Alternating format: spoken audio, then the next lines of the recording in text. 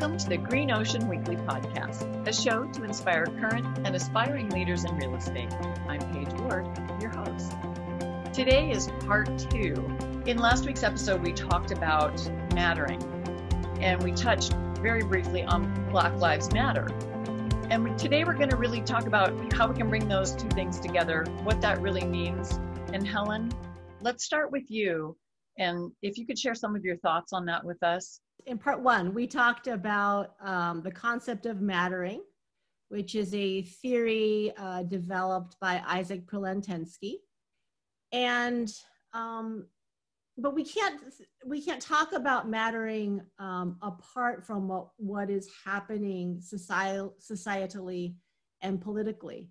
So the statement of Black Lives Matter, which originated in 2013, and it is now a movement started by 3 women, Alicia Garza, Patrice Cullors, and Opal Tometi. Forgive me if I've mispronounced the names. But it's a movement that started in 2013 by these 3 women. And there was a catalyst for this statement, which is now a movement, hashtag Black Lives Matter. So in 2013, you all probably remember George Zimmerman was being tried. Trayvon Martin was the young Black teen who was shot and killed by George Zimmerman, who was sort of this vigilante, went after Trayvon Martin, suspecting that he was involved in criminal activity. Well, Zimmerman was acquitted for the murder of this young teen. And in response to that decision, it was Alicia Garza who wrote this, and I'll just read it. I continue to be surprised at how little Black lives matter. Black people, period. I love you, period. I love us, period. Our lives matter, period. That's the birthplace of Black Lives Matter. There's been a counter by some groups to this statement and affirmation of Black Lives Matter, that all lives matter. And what's interesting is that when these groups say all lives matter, they're really completely ignoring the meaning of the statement Black Lives Matter. When you say Black Lives Matter, you're not saying that Black lives matter more than other people's lives, than white lives or Asian lives or the lives of police officers, right? It's a statement. Black Lives Matter is saying, you know what, in terms of society, in terms of history, Black lives have mattered much less, or maybe not at all. And we can see these in societal outcomes. So there are about 4 million Black children living in poverty. We think back to the foreclosure crisis, about almost 250,000 Black people lost their homes. That 1 million Black people are incarcerated. And disproportionately with COVID, Black people are affected more in terms of health outcomes related to COVID. So something's going on here. And so to say Black Lives Matter is an affirmation that yes, Black lives do matter. It does not take away from the mattering or the humanity of other racial and ethnic groups in any way. So Prelentensky actually refers to this, this quote by Alicia Garza. And I think he's very much, it's on his mind that mattering is at the heart of who we are as human beings. It also matters at a community and societal level. It's not just about the individuals, it's about communities of people. Why do you think it is that people have that knee-jerk reaction to say, well, all lives matter? It could be a number of things. It could be an initial sort of knee-jerk defensiveness of, oh, hold on here, like, you know, Black Lives Matter. Okay, well, don't all lives really matter? Why do we have to focus on the color of skin? There are some who would argue that we're making too much of race, these demographic differences. You know, we should be living in a post-racist and a post-racial society. Oh, we had a Black president. Doesn't that mean that we're in a post-racial society or post-racist society? Thinking about sort of looking at our history in the United States and looking at present realities. Something particular is going on that we call anti-Black racism, that we need to really wrestle with. We need to face it, we need to acknowledge it, and we need to take some action to fight racism as a whole, but in particular, anti-Black racism. Yeah, I find it interesting that you said, you know, people think we're making too much of race, but quite honestly, that's exactly why we're in this position in the first place, because for so many years, it was about that, but it was quiet and it wasn't talked about, and it was being repeated, you know, over the course of the last couple of 100 years, and it was about that. And now the fact that we are talking about it right here and now is absolutely what we need to do to get beyond that and dream of that day that will come when it doesn't matter anymore and people don't have to see that and talk about it. And I'm so looking forward to that day. I don't know if I'll ever get to experience, but I know we're going in the right direction, so I'm happy about that. I think there has to be more done at the grassroots level, specific for real estate practitioners and leaders, because there is, you know, when we say DEI, right, I've corrected a lot of people, you know, in terms of the E does not stand for equality, it stands for equity. And the opposite of equity is inequity. And over many generations and years and years and years of history, inequity has occurred because of discrimination, because of, you know, all the things in terms of fair housing, not fair housing, the redlining, the steering, the blockbusting. And we're talking about it in context to, oh, that was the past.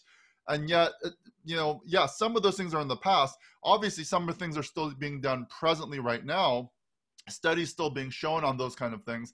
But we really have to start to address, you know, what are some actionable things that we can do? And in some of the conversations, I still get a lot of defensiveness from people saying, oh, no, if you look at my organization, we have lots of people of color. In fact, we have a lot of clients that we serve who, you know, speak different languages. And I did want to address a couple of items. One of them being that, you know, there is a level of, I guess, defensiveness that look at my organization. We serve people of all colors. Our clients are people of all colors. We have, you know, we have agents who speak different languages, as if that checks the box of DEI. And I think that is something that we want to talk a little bit about. And Helen, if you could address almost that, maybe specifically that, you know, just because you've got clients, you know, who speak different languages and are basically foreign nationals, right? Foreign national buyers and sellers of real estate, just because you serve them and you also have agents who speak different languages, you know, who are also immigrants, that doesn't check your DEI box. You know, because I think, again, leaders are always looking for, oh, look, we're doing a good job. Look, we're not, you know, we're not racist. So I think this is a hard but important topic to kind of discuss. The conversation around diversity is often kind of, to your point, Howard, that we look around in our organizations and we try to see, okay, how much difference is present in our organization? And so diversity can look like a lot of different things. Gender diversity, race and ethnic diversity. You can think about even in, you know, in the United States, do we have internationals in our organization? Do we have members of the LGBTQ community, et cetera, right? There's also, I think maybe in a past episode, I heard the coach, Helen Chung, talk about neurodiversity. That's another type of diversity. You also have to think about ability, right? Different abilities that people have, age diversity, as well as religious diversity, right? So diversity kind of runs this whole gamut. In much of the diversity conversations and organizations, we have focused on race and ethnicity and gender. And, but we got to remember diversity is a little bit bigger than that even. So when we look around in our organizations and think about who's here and we see some diversity and we check the box, well, we can't quite check the box because that's just really optics. And that's why the E and the I are important to wrestle with is, well, yeah, if we have diversity here, are people having an equitable experience in the organization? Does everybody have access to the same resources, to the same training, to the same mentors, to the same kind of developmental and promotional opportunities? Or is there an inequity? That's an example. And then in thinking about the inclusion pieces, do people feel like they belong?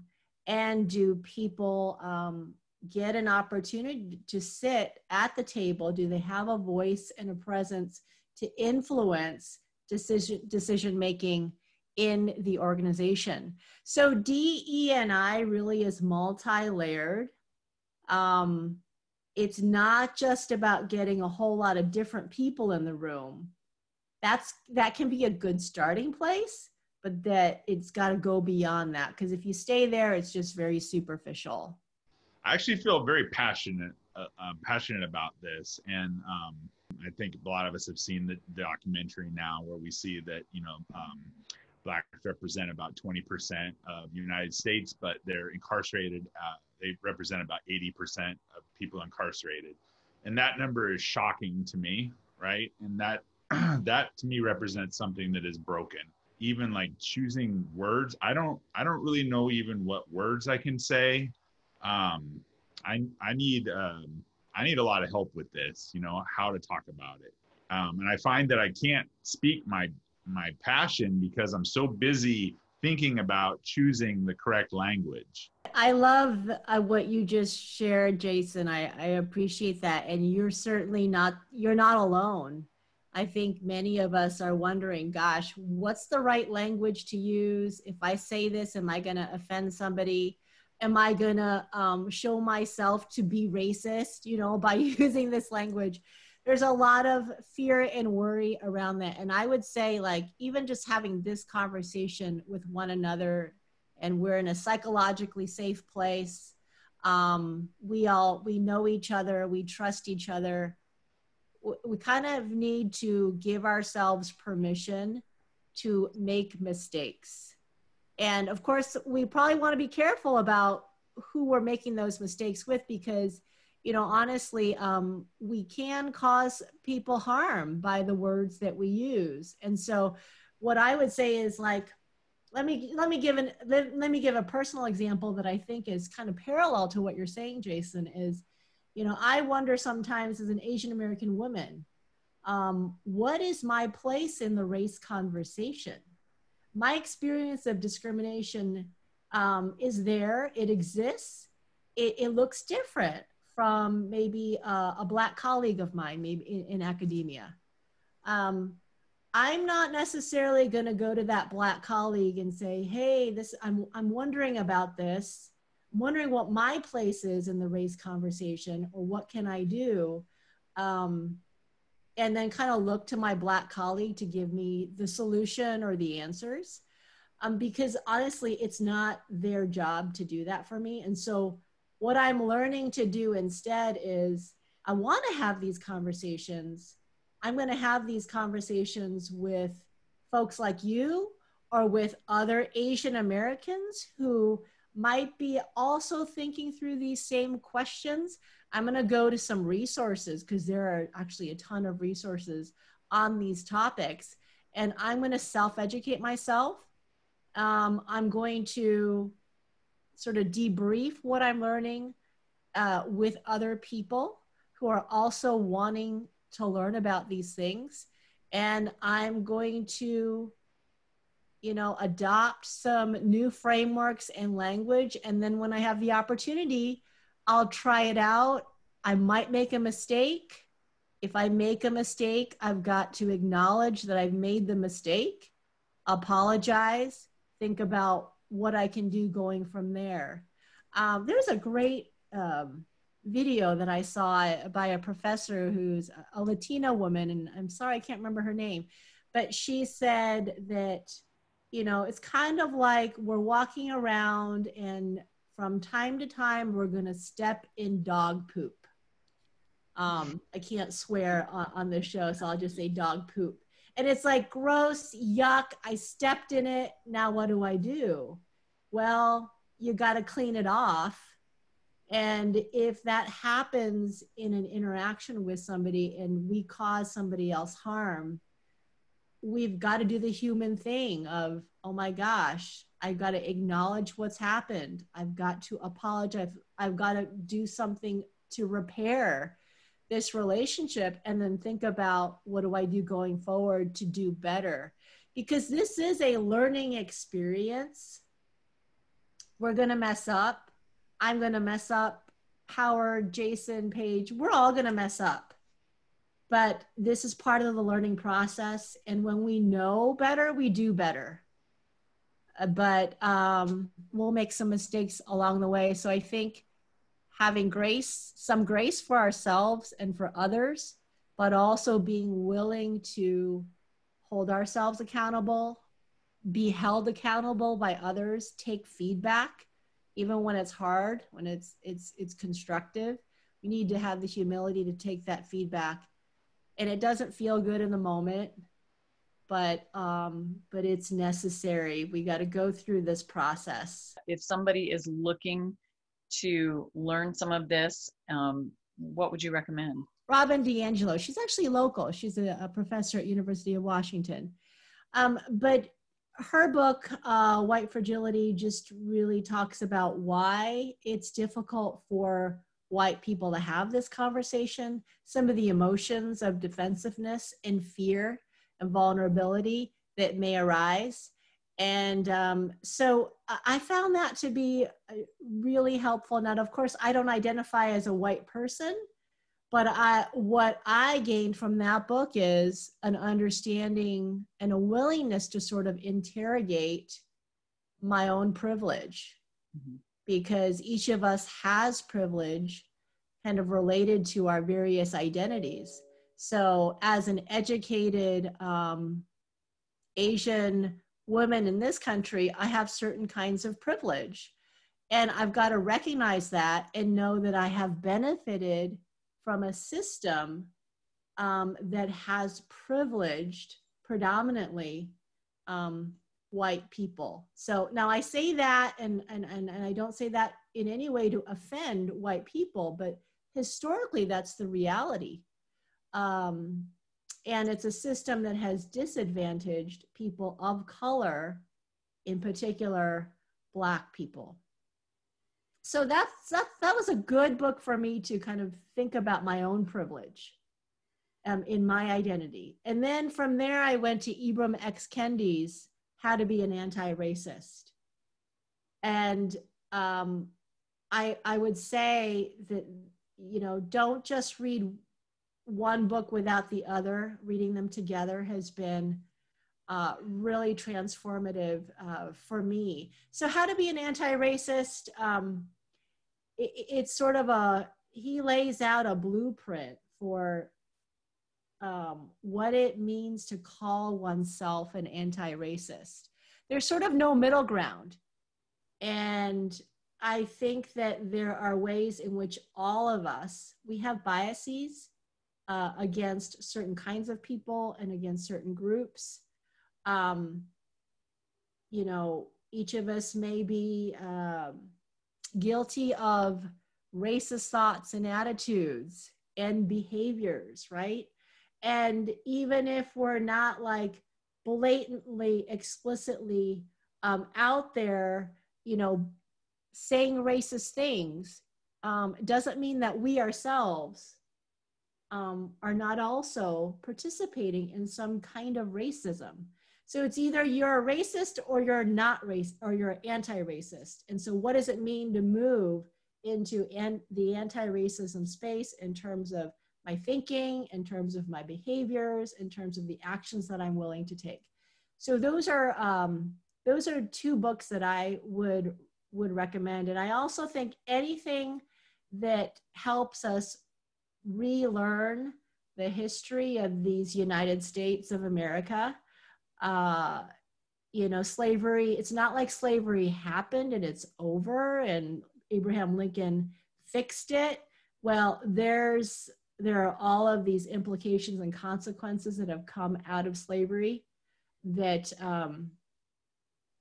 you know, people experience today.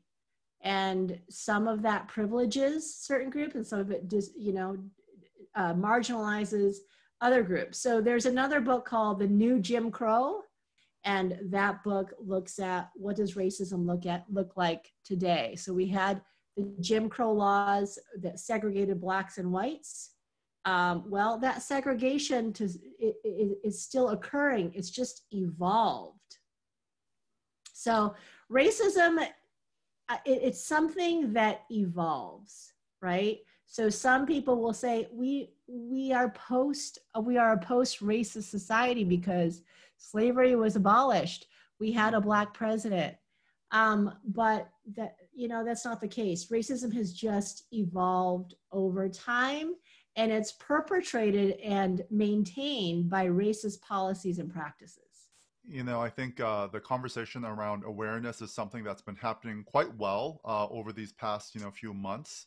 And it's an amazing starting place, right? I recently heard an acronym that was used by the, let's see, I think it was the Racial Justice Ministry at my church. And she gave a simple acronym as far as their mission. And it was, the A did stand for awareness. The R stood for relationships, building relationships, right? Actually, you don't just create an awareness, but build relationships with people and with organizations so that, you know, for something beyond awareness can happen.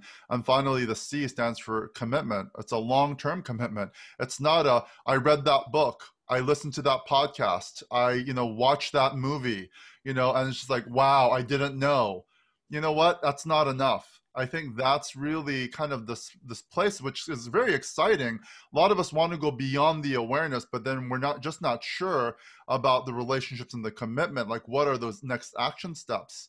And I know people of color all around the world right now are being asked by their friends, hey, give me some more awareness right now, right? Give me some awareness, and Helen alluded to it earlier. It's not really the person of color's job to give you the awareness. I mean, if you've got relationships, it's fine. It's, you know, most are being pretty generous and doing what their part from their experience. But this is a kind of a journey together where an awareness is created by books, and Google is doing an amazing job with their TED Talk like series. You can just, you know, of course, go to Google, you know, the Google Talks about racism. And there's so many series right now, of course, on Netflix and everywhere else. So let's take bits and pieces of some awareness. And I'll also say those two books that Helen mentioned, I cannot get through them in one sitting. Like, so many books you can just like read cover to cover and, you know, you're done in a day or two or a week or what have you. We have to reflect. Like, I can only literally either listen or read maybe 20 or 30 minutes at a time because I got to stop and reflect. It goes internal. Wow, what is my experience? What's my thought on this? You know, and only then can it actually be, I think, more meaningful. So I will say a couple of these books or TED Talks, we do have to take time to reflect. And just thinking about the business, just at a practical level, you know, as a business or as a real estate office, who do you want to serve? What's the population that you want to serve? And, you know, there are segments in our population that are underserved. So if you want to go after those underserved members of the community, probably need to think about, well, what do we look like, and can we attract those kinds of customers? And that's why diversity in employment is so important, is because when you have more representation of various groups, you can, as a business, attract more heterogeneous individuals, right? And you're broadening your client base. And so it's sort of like, who's the customer base that we're after? Who do we want to serve? And part of that is, okay, we need to have maybe a more intentional recruiting and talent management strategy for this organization. You know, like attracts like. And that's why, you know, even if we have the best of intentions, if I have an all Asian, you know, team or realtor group, and we're serving just other Asians, and we're like, hey, we should diversify a little bit. We want to serve Black clients. We want to serve Latinx clients, etc.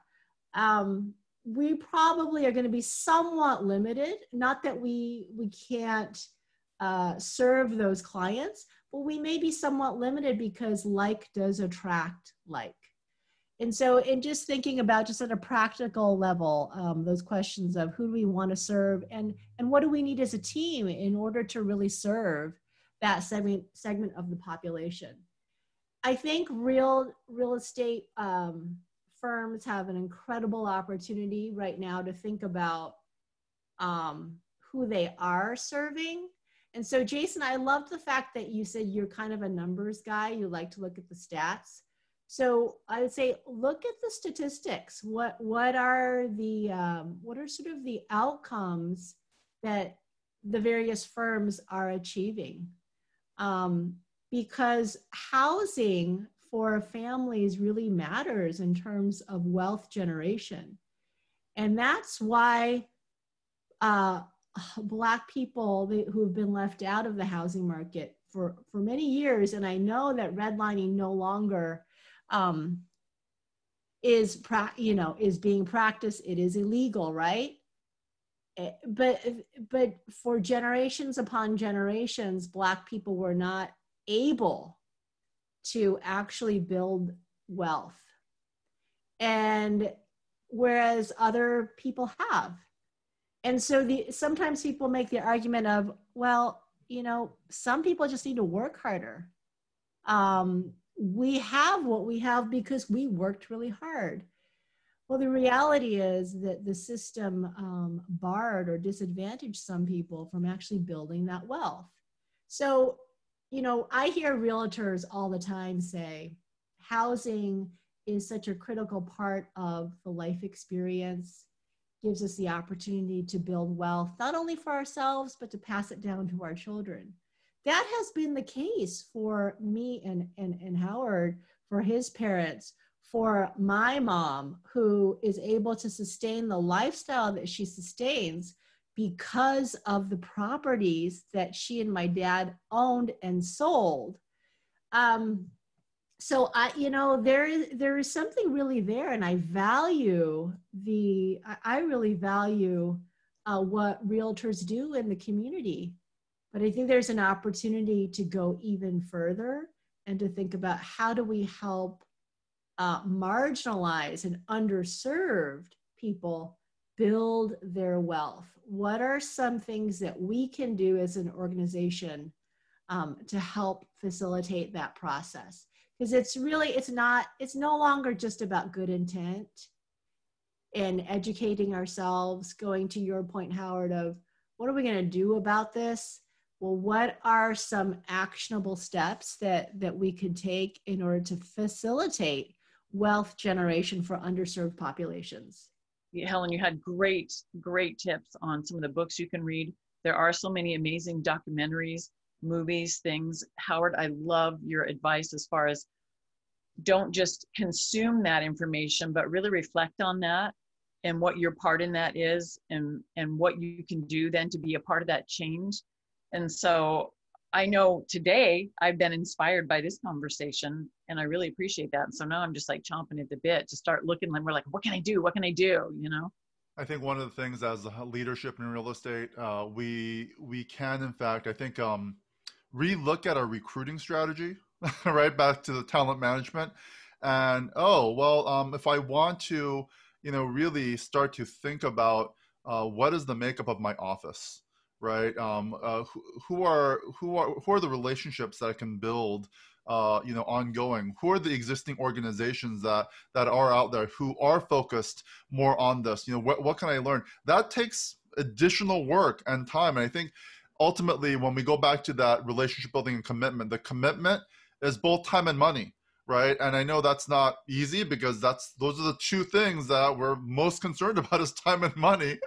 But how can I invest time and money in something that I believe is the right thing to do and is good for business, and that I can actually be a part of for the next generation of real estate professionals, industry, my community, for years to come. And I think those are things that we do have to reflect on. And if we are leaders in terms of diversifying our teams and thinking about, the approach there, we're creative people, we're entrepreneurs. So if we do see that this is both good for my business as well as good for my community, I think we are great. We're just a great group of people who have the heart and mind to do the right thing moving forward. So I'm excited about the next generation of leaders, people who are listening to podcasts like this. So it's an exciting time as long as we take the opportunities. Yes, if I could add a quick point, I think that there is a movement, or at least the recognition of a need to move from a me to a we culture. And so, in Western societies, we tend to really focus on the individual. We are more individualistic. And I think I'm going to use the example of just wearing a mask in this pandemic. There are some folks who are like, I don't have to wear a mask and you can't make me wear a mask because you're taking away my individual liberties. And moving from a me to a we culture means that there's a willingness to give up some personal liberties and freedoms for the good of all of us, right? So we wear a mask to protect ourselves and to protect other people, right? So there's something about caring for ourselves, caring for others. That's what moving from a me to a we culture looks like. And we need more of that in the United States. And so we just have to keep working at it. And one other quote that I would like to share, and this comes from James Cone, who is a Black theologian, and he works in the space of liberation theology. And it's just a one-liner. He says, Black liberation does not harm white people. And what I would add to that is liberation of Black people and other marginalized people actually adds to all people, right? And we can't experience wellness, fairness, mattering if those who are marginalized in our society are not experiencing that wellness, because we are interconnected as human beings. We're not isolated individuals, and we need to figure out a way to live in connection with each other. And that's why I think we see so much brokenness. We are broken as a society. We've got to figure out how to move to this we culture, recognizing that liberation of certain people groups is good for all of us. It doesn't take something away. It's not like you add something and you're subtracting something from yourself. No, it's collective. Thank you, Helen. I appreciate that. I think that if you are joining us today and you've participated in this conversation with us, I thank you, because it just shows that you do want to be part of that change and to be part of that community that we're building, that we're all a part of. and that we're looking to make this world a better place. Thanks for joining us. We hope you are inspired by today's show. Please be sure to sign up for your free trial of greenoceantv.com. Learn from master-level industry experts and complete the all-important Go Actions.